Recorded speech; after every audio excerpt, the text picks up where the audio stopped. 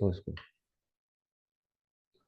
तो इसमें पहले ये जो गिंको का डायग्राम आपको दिया हुआ है एनसीईआरटी में, तो इसमें आपको ये देखना है कि identify the plant labelling given in a diagram, identify the plant diagram labellings given in the diagram, select the correct one. तो जैसे कि आपको पता है, अभी हमने पढ़ा गिंको का diagram, this is the diagram of ginkgo. तो जो आपकी ये सेंटर में है, ये आपकी ए आपकी लॉन्ग शूट है, जैसे कि आपको साफ दिख रहा है कि ए क्या है आपकी लॉन्ग शूट है। अभी हमने जो लेबलिंग करा इसको देखो आप। फिर सी आपकी क्या है, सी आपकी ऑरेंज कलर की सीड्स है, मतलब सीड्स है आपकी, सीधी सी बात है। और जो बी आपका है, that is that should be long shoot, dwarf shoot. और आपका जो डी है, दैट शुड बी पेटियोल। ठीक है। और पूरा का पूरा जो प्लांट है, दैट बिलोंग्स टू गिंको। ये पूरा का पूरा जो प्लांट आपका है, दैट इज गिंको है। ठीक। एनसीईआरटी का ये डायग्राम है आपका, देखो। तो what should be the answer.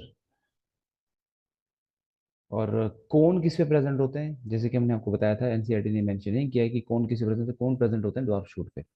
तो ड्वार्फ शूट हैज अ कोन और स्ट्रोबिलाई। कोन को हम स्ट्रोबिलाई भी कहते हैं ना। तो इस पे होते हैं कोन्स ड्वार्फ शूट पे। तो और देखो यहाँ पे ये भी लिखा हुआ है कि long shoot with limited growth, long shoot with unlimited growth. तो जैसे कि मैंने आपको ये लिखाया था कि लॉन्ग शूट की क्या होती है ग्रोथ, अनलिमिटेड होती है। और ड्वार्फ शूट की ग्रोथ क्या होती है, लिमिटेड होती है। और ड्वार्फ शूट में ही मेल और फीमेल कोन प्रेजेंट होते हैं। तो लॉन्ग शूट की ग्रोथ कभी भी लिमिटेड नहीं होती, और ना ही उसमें स्ट्रोबिला होता है। तो ए और बी तो नहीं आ सकता आंसर।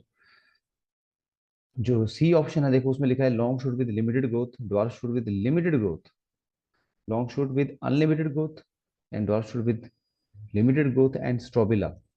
यस, ड्वार्फ शूट की ग्रोथ लिमिटेड होती है, तो उसमें कोन होते हैं। कोन को हम स्ट्रोबिला भी बोलते हैं। Cone is also known as strobila. And then C is seed, D is petiole, and E is ginkgo plant. So what will be the answer of this question? Option C. So ये diagram आपके NCERT में दिया है, आपको पता ही है। ठीक है। आफ्टर दैट अब एक और क्वेश्चन इस पे है गिंको पे। Why ginkgo biloba is called as maiden hair tree?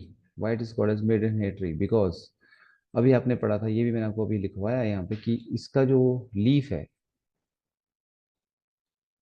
वो अर्ली, इसका जो न्यू लीफ होता है वो मैच करता है एडेंटम फर्न से। एडेंटम फर्न का नाम होता है मेडन हेयर फर्न।